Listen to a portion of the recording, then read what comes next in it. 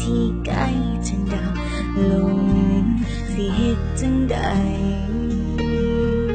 นี่เมื่อน้องยังหักอายได้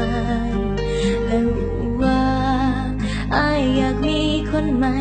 แล้วทิ้งน้องไป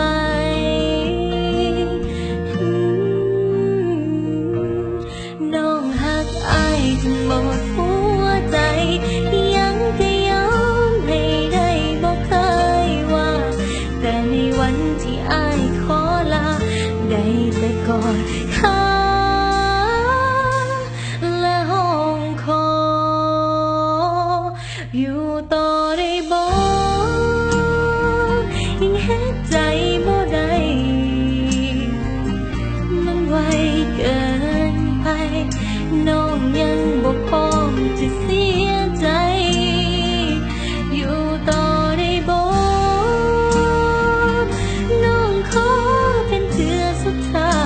ยอย่าฟังนี้ไปอยู่สิสนใจคนไกลสิตายในบ่อาย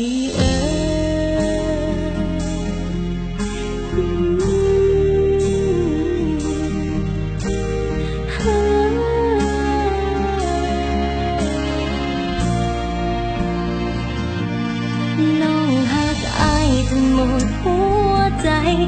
ยังก็ยอมให้ได้บอกเคยว่า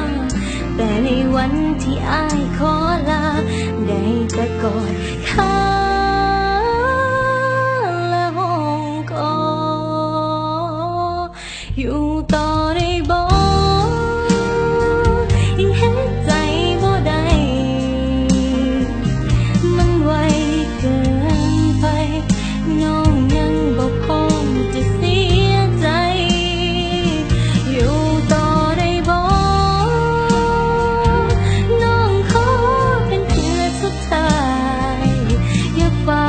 หนีไปอยู่สุดสนใจคนไกลสิตายในบ่อาย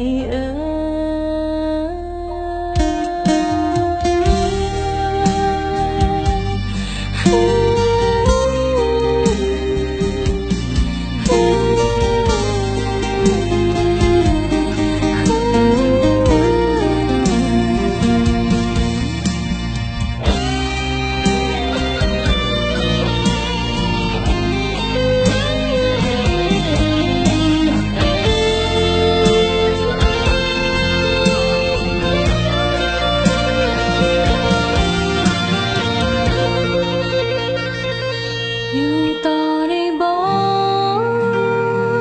ยิ่งเฮ็ดใจบ่ได้มันไวเกินไปน้องยังบ่พร้อมจะเสียใจ